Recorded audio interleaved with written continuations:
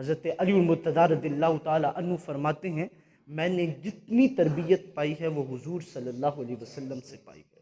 یار تربیتیں تو ماں باپ بھی بڑی کرتے ہیں، لیکن قربان جاؤں علی المرتضیٰ رضی اللہ تعالیٰ عنہ کی تربیت پہ، وہ ایسی شخصیت جن کو مربی حضور کی ذات ملے اور پھر انہوں نے حضور کی صحبت میں رہ کے اتنا کچھ سیکھا۔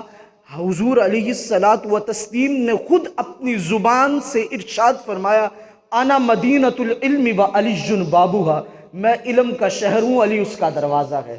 یار رک کے ذرا بات سن لینا، جب بندہ کسی شہر تک پہنچے تو سب سے پہلے دروازے کو اختیار کرتا ہے۔ اگر کوئی شخص یہ چاہے کہ اسے علم اللہ عطا کر دے تو پھر علی المرتضیٰ کی چوکھٹ پہ جانا ہوگا، پھر ہی جا کے اس شخص کے حصے میں علم کی کیفیت پیدا ہوگی۔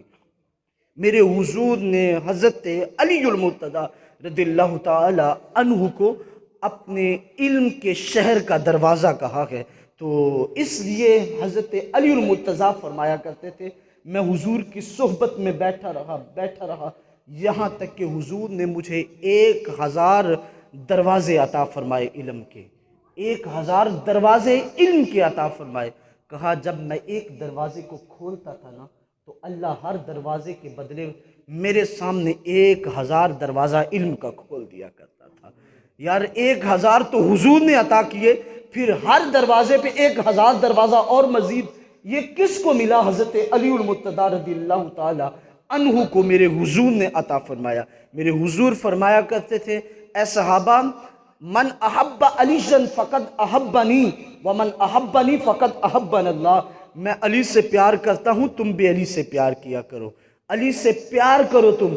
ومن احبنی، اور جو یہ چاہتا ہو کہ مجھ سے پیار کرے وہ میرے علی سے پیار کر لے۔ میں جس سے پیار کرنے لگوں یا جو مجھ سے پیار کرنے لگے، یاد رکھنا میرا رب اس شخص سے پیار کرنے لگ جاتا ہے۔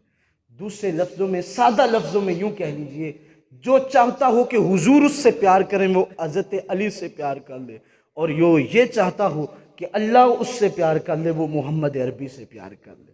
وَمَنْ أَبْغَضَ عَلِيًّا فَقَدْ أَبْغَضَنِي وَمَنْ أَبْغَضَنِي فَقَدْ أَبْغَضَنَ اللَّهُ، کہا جس نے میرے